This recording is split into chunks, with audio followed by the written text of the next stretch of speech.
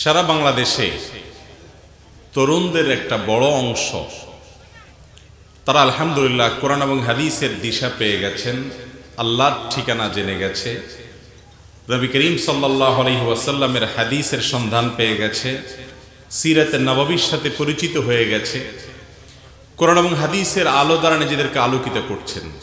তারা বুঝতে সক্ষম হয়েছেন যে নিজেদের জীবনকে যদি দুনিয়া এবং আখিরাত উভয় জগতে সাফল্যের চূড়ান্ত শিখরে পৌঁছাতে হয়, প্রকৃত সুখ এবং সমৃদ্ধির পথে নিতে হয়, ইসলামের ছায়ার কোনো বিকল্প নাই। তরুণরা জেগে গেছেন, সচেতন হয়ে গেছেন, এটাই বড় আনন্দের বিষয়। ইনশাআল্লাহ সকল অন্যায়, সকল ভুল, সকল বিভ্রান্তি এগুলো অচিরে দূর হয়ে যাবে। আগামী 10, 15, 20 বছর পরে বাংলাদেশে ইনশাআল্লাহ যত রকমের বিভ্রান্তি আমরা এখন দেখতে পাচ্ছি, আমার তো জোরালো বিশ্বাস এই বিভ্রান্তিগুলো ইনশাআল্লাহ আর থাকবে না। কারণ আমাদের আগামীর কাণ্ডারি যারা, আগামীর ভবিষ্যৎ যারা, তাদের উল্লেখযোগ্য অংশ তারা হারামকে না বলে হালালকে বরণ করার মতো সৎ সাহস দেখাচ্ছেন, দেখিয়ে চলেছেন। আলহামদুলিল্লাহ। ওলামা একরাম যদি তরুণদেরকে সঠিক পথের দিশা দিতে পারেন, তাদেরকে যদি কোরআন এবং হাদিসের পথে রাহবারি করতে পারেন, তাহলে ইনশাআল্লাহ এই তরুণরাই আমাদেরকে আশার আলো দেখাবে। তাদের মাধ্যমেই প্রিয় বাংলাদেশ এগিয়ে যাবে, গোটা বিশ্বের মানুষ এগিয়ে যাবে, সমৃদ্ধ হবে সার্বিকভাবে সব দিক থেকে। এবং বিপদগামী তরুণ যারা আছে তারাও আমাদের এই সমস্ত তরুণদেরকে দেখে বিপদগামিতা থেকে দূরে আসবে ইনশাআল্লাহ। আল্লাহ তাআলা আমাদের সবাইকে কোরআন এবং হাদিসের ছায়াতলে একত্র হওয়ার তৌফিক দান করুন। তরুণদের জন্য সবচেয়ে বড় চ্যালেঞ্জের বিষয় হলো নিজেদের চরিত্রগুলোকে হেফাজত করা। আর শয়তানের জালের সবচেয়ে বড় মাছ হলো তরুণ। শয়তানের বর্ষির সবচেয়ে বড় শিকার হলো তরুণরা, যুবকরা। শয়তান বৃদ্ধদেরকে নিয়ে খুব একটা মাথা ব্যথা করে না, কারণ জানে যে এই সমাজে তাদের তেমন কোনো প্রভাব এখন আর নেই, অন্তত ভবিষ্যতে থাকবে না, যতটা থাকবে তরুণদের। এই জন্য দেখবেন যে বিভ্রান্তির যত বেড়া জাল আছে, গোমরাহির যত পথ আছে, ধ্বংসের যত উপায় আছে, তার সবগুলোতে শয়তান এবং মানুষরূপী শয়তান, যারা মানুষ হিসেবে দুনিয়াতে জন্মগ্রহণ করলেও শয়তানের দোসরের ভূমিকায় কাজ করে, শয়তান যে কাজগুলো করে সেগুলোই তারা করে। এই মানুষরূপী শয়তান বা শয়তানের দোসরদেরকেও দেখবেন যে তারা অলিতে গলিতে জীবনের বাঁকে বাঁকে দাঁড়িয়ে তরুণদেরকে ডাকছে। কি জন্য ডাকছে? যে তোমরা তোমাদের জীবনে অবৈধ সম্পর্কের গল্প আমাদেরকে শোনাও। বলে কি বলে না? তারা আমাদের তরুণদেরকে বলে যে তুমি আল্লাহর নিষিদ্ধ পথে কিভাবে প্রথম গিয়েছ সেটাকে রসিয়ে রসিয়ে গল্প আকারে আমাদেরকে শোনাও, আমরা সেটাকে নাটকের মাধ্যমে উপস্থাপন করব। আমরাও বলি, আমাদের এই সমাজে যারা নষ্টামিকে ছড়িয়ে দিতে চায়, যারা পিতামাতার অবাধ্য করতে চায় সন্তানদেরকে, অবৈধ সম্পর্ক হলে, অবৈধ রিলেশন হলে বাবা মা এবং পরিবারের সাথে সম্পর্ক ভালো হয় না খারাপ হয়? খারাপ হয়। যারা এই সমাজকে নষ্টামির অতল তলে হারিয়ে ফেলতে চায়, যুবকদের ঈমানি চেতনাকে ভোঁতা করে দিতে চায়, এ অন্তরে ঈমানদারের ভালোবাসা হবে চূড়ান্তভাবে আল্লাহর জন্য। ওয়াল্লাযীনা আমানু আশাদ্দু হুব্বাল লিল্লাহ। যারা ঈমানদার তাদের সবচেয়ে শক্ত ভালোবাসা, প্রগাঢ় ভালোবাসা হবে শুধুমাত্র আল্লাহর প্রতি। আল্লাহ ছাড়া কারোর প্রতি প্রগাঢ় এবং শক্ত ভালোবাসা হবে না। যে ব্যক্তি তার অন্তর কোনো অবৈধ সম্পর্কে কারোর সাথে জড়িয়ে সেখানে দিয়ে দিয়েছে এবং তাকে ছাড়া সে বাঁচে না, এই যুবকের অন্তর থেকে ঈমানের নূর অনেক আগেই বের হয়ে গেছে। কারণ আল্লাহ রাব্বুল আলামিনের চাইতে যদি কেউ প্রিয় হয়, আল্লাহর নির্দেশের চাইতে যদি কেউ আমাদের পছন্দের হয়, তাহলে সে আল্লাহর পথে আসার জন্য আমার সবচেয়ে বড় বাধা। যারা আমাদের তরুণদেরকে তথাকথিত অবৈধ প্রেম, হারাম রিলেশন এগুলোর পথে আহ্বান করছে, শুধু আহ্বান করছে তা নয়, এগুলোকে নরমালাইজেশন করছে, এগুলোকে স্বাভাবিক করে ফেলছে। এখন বয়ফ্রেন্ড গার্লফ্রেন্ড এটা খুব নরমাল একটা ব্যাপার। একসময় এ সমস্ত অপকর্ম যারা করত তারা নিজেরাও লজ্জাবোধ করত যে আমি হারাম কাজ করছি। একজন মানুষ অন্যায় কাজ করছে, সেটাকে অন্যায় মনে করে করছে, আরেকজন অন্যায় কাজ করছে, পাপের কাজ করছে, অপরাধের কাজ করছে, কিন্তু সেটাকে কোনো দোষের কিছু মনে করছে না। এই দুইজনের ভিতরে পার্থক্য হলো, প্রথম জন যে এটাকে অপরাধ মনে করে করছে, এই ব্যক্তির কপালে তওবা নসিব হওয়ার সম্ভাবনা আছে এবং এই ব্যক্তির পাপ থেকে সে ফিরে আসতে পারে, সে আশা করা যায় আল্লাহ তাআলা তাকে মাফ করবেন, সে আশা এক সময় করা যায়। আর যে ব্যক্তি এটাকে পাপই মনে করছে না, এ তো আল্লাহ দ্রোহী। হারামকে যদি কেউ হালাল মনে করে তাহলে সেটা ঈমান চলে যাওয়ার কারণ হতে পারে। আজ বিভিন্ন মাল্টিন্যাশনাল কোম্পানিগুলো আমাদের দেশে ব্যবসার নাম দিয়ে ঢুকে আমাদের দেশীয় সংস্কৃতি, আমাদের ধর্মীয় মূল্যবোধ, ঈমানদার যুবকের ঈমানি চেতনাকে ভোঁতা করে ধ্বংস করে তারা এদেশ থেকে শুধু আমাদের সম্পদ হরণ করে নিয়ে যাচ্ছে না, আমাদের ঈমানটাও হরণ করে নিয়ে যাচ্ছে। যারা আমাদেরকে হারাম রিলেশনের পথে আহ্বান করে তারা আমাদের বন্ধু না শত্রু? যুবক হারাম রিলেশন করতে গিয়ে আত্মহত্যার পথে পা বাড়ায়, যুবতী হারাম রিলেশন এবং অবৈধ সম্পর্ক, বিবাহ বহির্ভূত সম্পর্ক করতে গিয়ে আত্মহত্যার দিকে পা বাড়ায়, অবৈধ সম্পর্ক করতে গিয়ে মা বাবাকে ত্যাগ করে, ছিন্ন করে, অবৈধ সম্পর্ক করতে গিয়ে ভাই বোনের সাথে সম্পর্ক নষ্ট হয়, হারাম সম্পর্ক করতে গিয়ে সবচেয়ে বড় কথা হলো তার মালিকের সাথে সম্পর্ক নষ্ট হয় এবং মালিক থেকে, আল্লাহ রাব্বুল আলামিন থেকে দূরে সরে যায়। এই অসামাজিক, অনইসলামিক এবং এই অন্যায় কাজ যারা আমাদেরকে করতে বলে, এই লোকগুলোকে বর্জন করা আমাদের ঈমানের দাবি। এদেরকে বর্জন করা আমাদের ঈমানের দাবি। যে আমাকে আমার রবের নির্দেশ থেকে দূরে সরাতে চায়, আমার ঈমানের দাবি হলো তাকে আমার পরিত্যাগ করা, বয়কট করা, বর্জন করা, আল্লাহর জন্য তাকে ত্যাগ করা। তাহলে ইনশাআল্লাহ বিইذনিল্লাহ আমাদের ঈমান হেফাজতে থাকবে। আল্লাহ তাআলা আমাদের সবার চরিত্রগুলোকে হেফাজতে রাখার তৌফিক দান করুন। ভাইরা আমার, আল্লাহর আরশের নিচে কিয়ামতের ভয়াবহ সময়ে 7 শ্রেণীর মানুষ যে ছায়া পাবে, তাদের মধ্যে যুবক এবং তরুণদের মধ্যে একটা শ্রেণী থাকবে। কারা তারা? শাবুন নাশআ ফি ইবাদাতিল্লাহ। যে যুবক, যে তরুণ তার তারুণ্যকে, যৌবনকালকে আল্লাহর ইবাদতে কাটিয়েছে, ভালো কাজে কাটিয়েছে, নামাজের মধ্যে কাটিয়েছে, তাসবিহ তাহলিলে কাটিয়েছে, কোরআন হাদিস অধ্যয়নে কাটিয়েছে, কোরআন হাদিসের ইলম অর্জন করার পেছনে কাটিয়েছে এবং আল্লাহর অবাধ্যতার পথে যায়নি, নিজের যৌবনকালটা আল্লাহর জন্য নিবেদন করেছে, এই যুবকদেরকে আল্লাহ রাব্বুল আলামিন তাদেরকে কিয়ামতের ভয়াবহতম দিনে, যখন মাথার খুব কাছাকাছি সূর্যের অবস্থান থাকবে, ওই সময় আল্লাহ তাআলা আরশের নিচে ছায়া দান করবে। অতএব যুবক ভাই আমার, শয়তান আপনার জীবনের বাঁকে বাঁকে, মোড়ে মোড়ে, টার্নিং পয়েন্টগুলোতে দাঁড়িয়ে আপনাকে সবচেয়ে বেশি আহ্বান করে হারাম রিলেশনের জন্য। কারণ এই অন্তর দুজনকে পরিপূর্ণরূপে দেয়া যায় না। আপনি অবৈধ সম্পর্ক করতে গিয়ে কাউকে যখন অন্তর দিবেন, সে অন্তরে আল্লাহ রাব্বুল আলামিনকে আপনি আর স্থান দিতে পারবেন না, চাইলেও পারবেন না, এটাই বাস্তবতা। আর শয়তানের সবচেয়ে বড় চেষ্টা সেটাই। বিধায় আমাদের তরুণ সমাজকে সচেতন থাকতে হবে এবং তাদেরকে জাগতে হবে। মনে রাখা উচিত, আমাদের মানুষ হিসাবে আমাদের মধ্যে দ্বিধা কাজ করে, সৃষ্টিগত লজ্জা এবং লাজুকতা আমাদের মধ্যে আছে। এই লাজুকতা যারা দূর করতে চায়, তারা আমাদের অনেক মন্দ লাজুকতা আছে, অনেক মন্দ দ্বিধা আছে, সেগুলো দূর করতে চায় না। আমাদের সমাজে বিভিন্ন রকমের দ্বিধা আমাদের মধ্যে আছে। একজন মানুষ তিনি নিজের ভুল স্বীকার করতে অনেক সময় দ্বিধাগ্রস্ত হয় কি হয় না? যে আমি ভুল করে ফেলছি, এখন কিভাবে স্বীকার করি, স্বীকার করলে তো আমি ছোট হয়ে যাব, দ্বিধার মধ্যে পড়ে যায়। এই দ্বিধাটা কি ভালো না খারাপ? খারাপ। ভুল হলে সেটাকে স্বীকার করতে হবে, ধামাচাপা দেওয়া, ঘুরিয়ে পেঁচিয়ে সেটাকে ঠিকঠাক প্রমাণ করার চেষ্টাটা ভালো না খারাপ? খারাপ।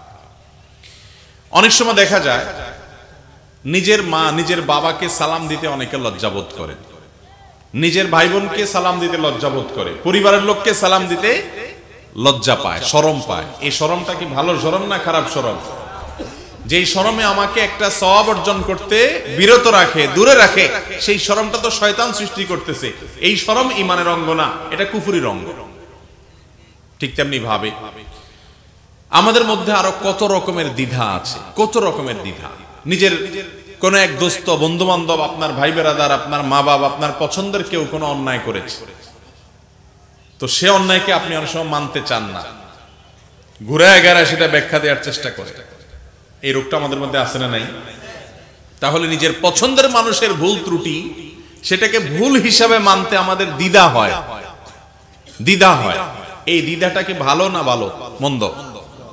খারাপ। এরকম হাজারো দ্বিধা আমাদের মধ্যে আছে।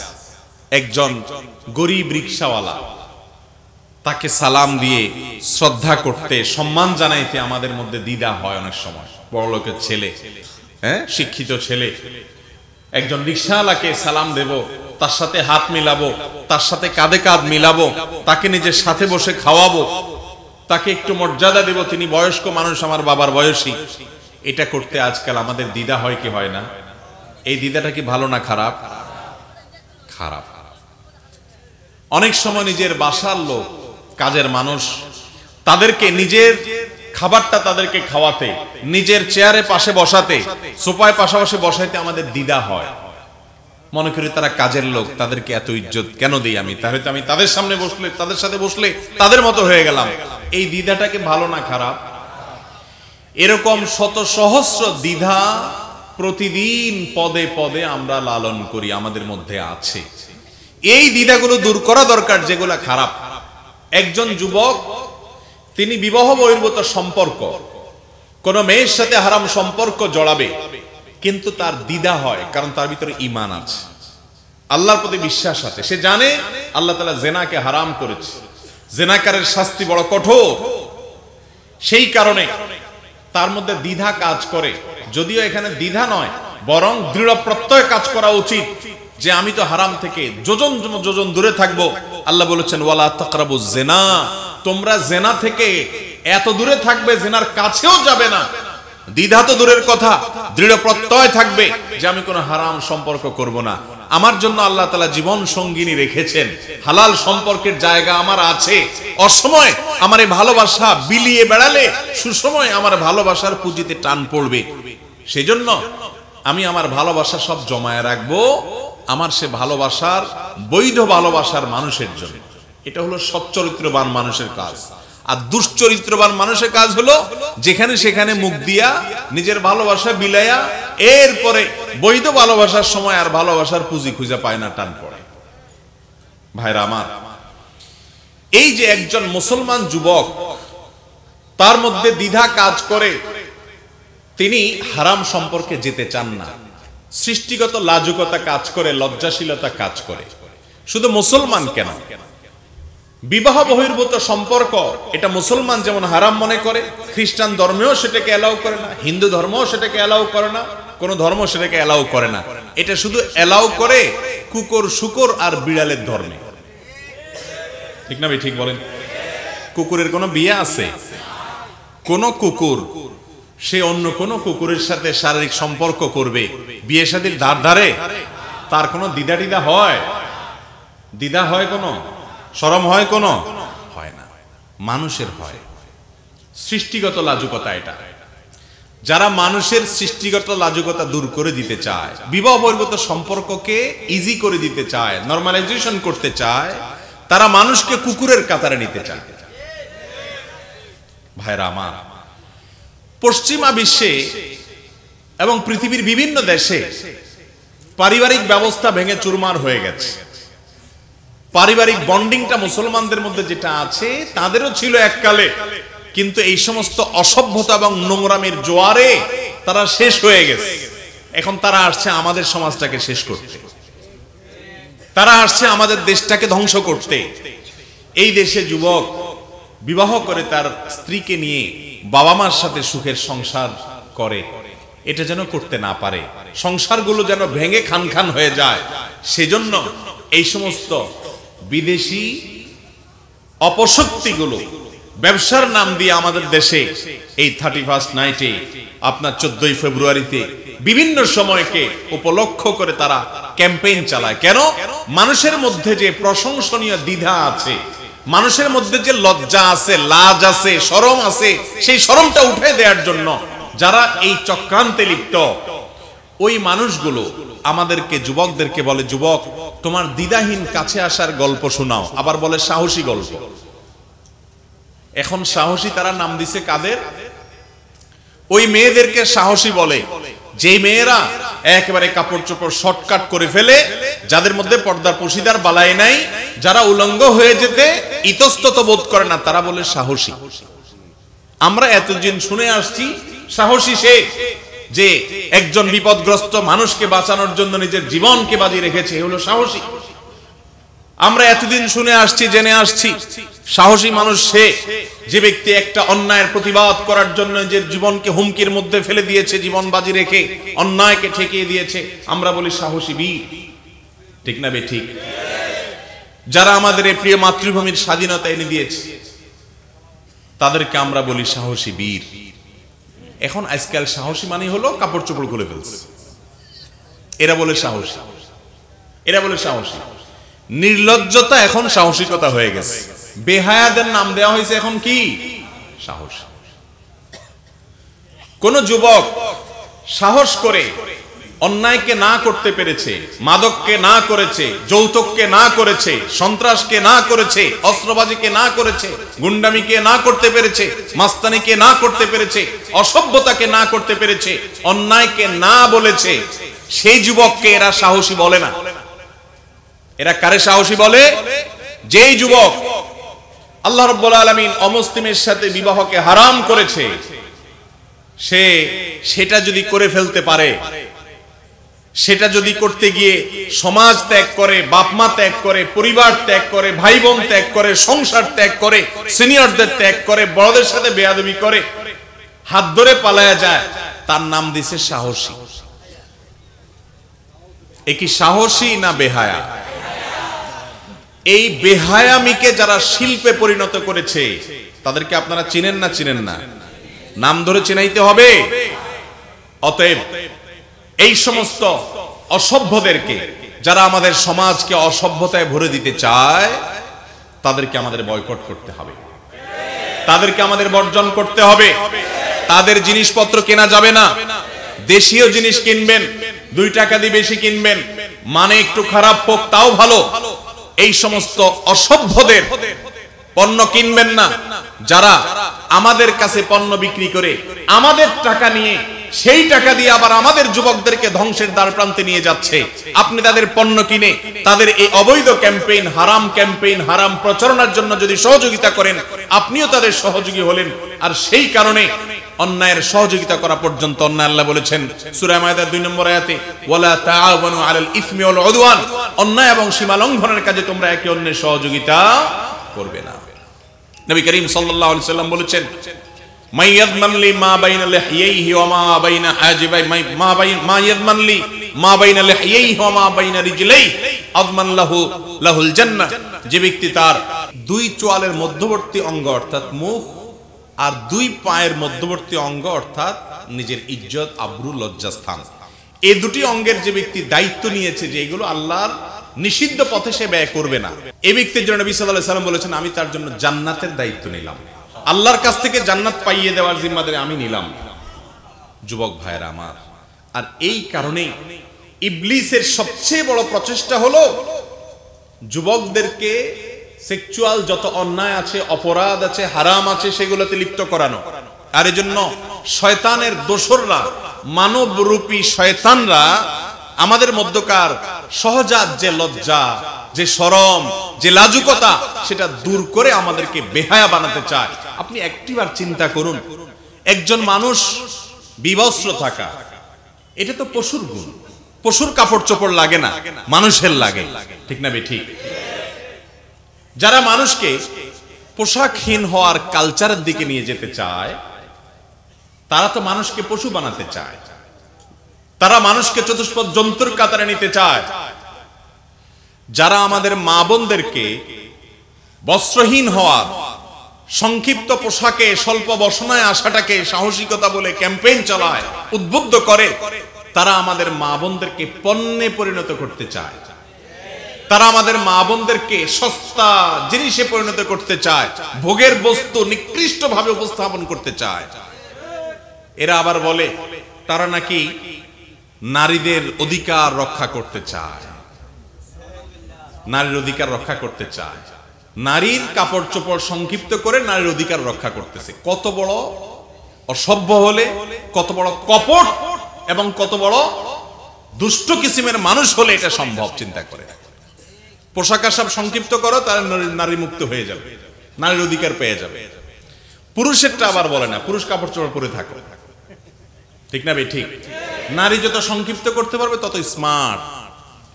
আর পুরুষ ঠিক আছে, লম্বা প্যান্ট পরো, শার্ট পরো, অন্য সব কিছু পরো, কিন্তু না, নারীকে শর্টকাট করো।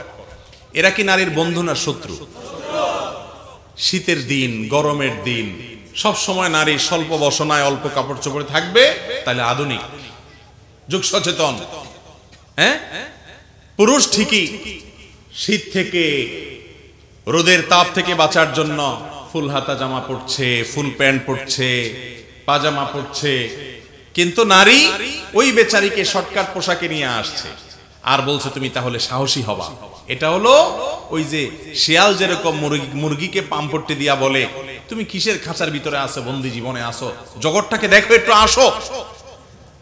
এদের অবস্থা হয়েছে সেই শিয়ালের মতো। আল্লাহ তাআলা এদের ষড়যন্ত্র থেকে, এদের শয়তানি সম্পর্কে আমাদেরকে সচেতন থাকার তৌফিক দান করুন। যুবক ভাইয়েরা, হারাম রিলেশনকে না করব তো ইনশাআল্লাহ। মনে রাখবেন, যৌবন জীবনে একবার আসে না দুইবার আসে?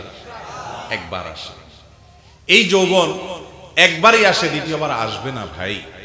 যখন বার্ধক্যে চলে যাবেন, এই যৌবন চিরকাল থাকবে না। যখন তারুণ্য হারিয়ে ফেলবেন, তখন আপনি বুঝবেন তারুণ্যের মূল্য কত। আলী রাদিয়াল্লাহু তাআলা আনহু কবিতার মাধ্যমে বলতেন, বাকাইতু আলা শাবাবিন ক্বাদ তাওয়াল্লা, আমার যে যৌবনকাল হারিয়ে ফেলেছি, আমি সেই যৌবনকালের জন্য এখনো আমি কেঁদে কেঁদে বেড়াই। ফায়া লাইতাশ শাবাব লানা ইয়াউদু, যদি যৌবনকাল একটি বারের জন্য আবার ফিরে আসতো। ফালাউ কানা শাবাব ইউবাউ বাইআন, যৌবনকাল যদি কোথাও বিক্রি হতো, লা আতাইতুল মুবাইআ মা ইউরিদু, তাহলে কেউ যদি যৌবনকাল বিক্রি করত, যত টাকা চাইতো সব দিয়ে হলেও একটু যৌবনকালটা আবার ফিরিয়ে নেওয়ার চেষ্টা করতাম। কারণ যৌবনকালের একবারের তাসবিহ, যৌবনকালের 2 রাকাত নামাজ, যৌবনকালের হারাম রিলেশনকে না বলতে পারার যে ইবাদত, বার্ধক্যে বুড়ো বয়সে আসার পরে হাজারো ইবাদতের চাইতে অনেক বেশি উত্তম। ভাইরা আমার, মুরব্বীদের, বয়স্কদের শত শত রাকাত নফল নামাজের চাইতে একজন তরুণ একটা হারাম প্রেমের, অবৈধ ভালোবাসার প্রস্তাবকে ডিনাই করতে পারলে আল্লাহর কাছে অনেক গুণ বেশি ওজনই হবে সেটা। আমরা চেষ্টা করব না ইনশাআল্লাহ?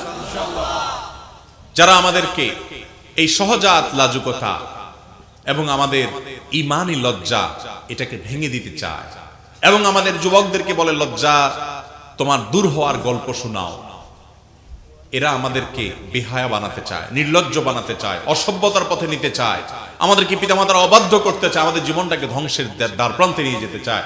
এদের কোনো কথা তো আমরা শুনবই না, বরং তাদেরকে বয়কট করাটা আমাদের ঈমানি দায়িত্ব। চেষ্টা করবো না সবাই ইনশাআল্লাহ? ইউনিলিভারের যত কার্যক্রম আছে, বিশেষ করে এই যে ক্লোজ আপ যে আপনার প্রচারণা শুরু করেছে, মুসলমান মেয়েকে উদ্বুদ্ধ করছে যে অন্য ধর্মের ছেলের সাথে তুমি অবৈধ সম্পর্ক করো। এতদিন বলতো ছেলে মেয়ে অবৈধ সম্পর্ক করো, এখন বলতেছে আন্তধর্মীয় অবৈধ সম্পর্ক করো। এই লোকগুলো আমাদের সমাজের জন্য ভালো কিছু চায় না খারাপ কিছু চায়, এটা বোঝার বাকি আছে। আর এরা বলে মেয়েদের ভালো চায়, এরা নাকি নারীবাদী। নারীবাদী যদি হয় তাহলে সেক্ষেত্রে এরা শুধু যুবতী মেয়েদেরকে খুঁজে খুঁজে চাকরি দেয় কেন? যুবতী মেয়েরা তো আলহামদুলিল্লাহ যে কোনো কাজ করতে সক্ষম। সমাজে অসহায় তো হয় বৃদ্ধ মহিলারা, ঠিক না ঠিক? এই বৃদ্ধা মহিলাদেরকে তারা কেন চাকরি দেয় না? তাহলে বোঝা গেল এরা মূলত মহিলাদের প্রতি আন্তরিক বা তাদের প্রতি দয়া মায়া করে তা নয়। এদের উদ্দেশ্যই হলো মেয়েদেরকে ভোগ্য পণ্যে পরিণত করা। যেটা বৃদ্ধাকে দিয়ে হবে না, তরুণীকে দিয়ে হবে। বিভিন্ন উস্কানি দিয়ে, বিভিন্ন মুখরোচক স্লোগান দিয়ে আমার বোনকে, আমার ভাইকে, আমাদের সন্তানদেরকে বিপদগামী করতে চায়। আল্লাহর চাইতে আমাদের আপন আর কেউ। আমাদের মহান সৃষ্টিকর্তা জানেন কোন পথে আমাদের কল্যাণ আর কোন পথে আমাদের অকল্যাণ। ও যুবক, অনেক হারাম করেছেন, অনেক অন্যায় করেছেন, অনেক খারাপ বন্ধুর সাথে ঘুরেছেন, আল্লাহর অনেক অবাধ্যতা করেছেন। কিছু কালের জন্য কোরআনের ছায়াতলে আসুন, হাদিসের ছায়াতলে আসুন, কোরআন পড়ুন, হাদিস পড়ুন, আল্লাহ এবং তার রাসূল সাল্লাল্লাহু আলাইহি সাল্লামের বাতানো পথে চলুন। আমি শপথ করে বলতে পারি আপনি স্পষ্টত দেখতে পাবেন আল্লাহর আনুগত্যের জীবনে যে স্বাদ আছে, এই স্বাদ আল্লাহর নাফরমানের জীবনে আপনি কখনো পাবেন না। আল্লাহ তাআলা আমাদের সবাইকে, বিশেষ করে তরুণ সমাজকে এই হারামের হাতছানি থেকে বাঁচানোর তৌফিক দান করুন। ভাইরা আমার, এই যুগে এই কাজটা তরুণদের জন্য এত কঠিন হয়ে গেছে, এত কঠিন হয়ে গেছে যে আসহাবে কাফের যুবকদের কথা কোরআনে আল্লাহ উল্লেখ করেছেন। শিরক থেকে নিজেকে রক্ষা করার জন্য গর্তে গিয়ে লুকানো যুবকদের প্রশংসায় আল্লাহ কোরআনে আয়াত নাযিল করেছেন। আজকের যুবক যদি হারাম রিলেশন থেকে নিজেকে হেফাজত করতে পারেন, কলেজে পড়ে, ইউনিভার্সিটিতে পড়ে, বিভিন্ন শিক্ষা প্রতিষ্ঠানে, বিভিন্ন কর্মস্থলে থেকে হারামের হাতছানি আছে, হারামের আহ্বান আছে, হারামে লিপ্ত হওয়ার সুযোগ আছে, সেখান থেকে যদি বাঁচার চেষ্টা করে নিজেকে রক্ষা করতে পারেন, এই যুগের আসহাবে কাফ যদি কেউ দেখতে চায় সেই যুবকদেরকে দেখুক। এই যুগের সেই গর্তে আশ্রয় নেওয়া, শিরক থেকে বাঁচার জন্য গর্তে আশ্রয় নেওয়া আল্লাহর সেই প্রিয় পাত্র যুবকদেরকে যদি কেউ দেখতে চায়, তো এই যুগে কোন প্রকার হারামের পথে পা দেয়নি অথবা কখনো দিয়েছে, এরপর ফিরে এসে চিরকালের জন্য তওবা নাসুহা করে চলে এসেছে, ব্যাক করে এসেছে আল্লাহর নির্দেশের পথে, সেই যুবককে কেউ দেখুক। এরাই হলো এই যুগের আসহাবে কাফ ইনশাআল্লাহ। আমরা সবাই চেষ্টা করব না? আল্লাহ চাহেন তো। আল্লাহ আমাদের সবাই তরুণদেরকে, যুবকদেরকে হেফাজত করুন এবং এই সমস্ত দুষ্ট চক্র যারা আমাদের সমাজকে ধ্বংস করতে চায়, পরিবারগুলো খান খান করতে চায়, আমাদের ঈমান নষ্ট করতে চায়, তাদেরকে বয়কট করব তো ইনশাআল্লাহ। আল্লাহ তাআলা আমাদের সবাইকে সেই তৌফিক দান করুন।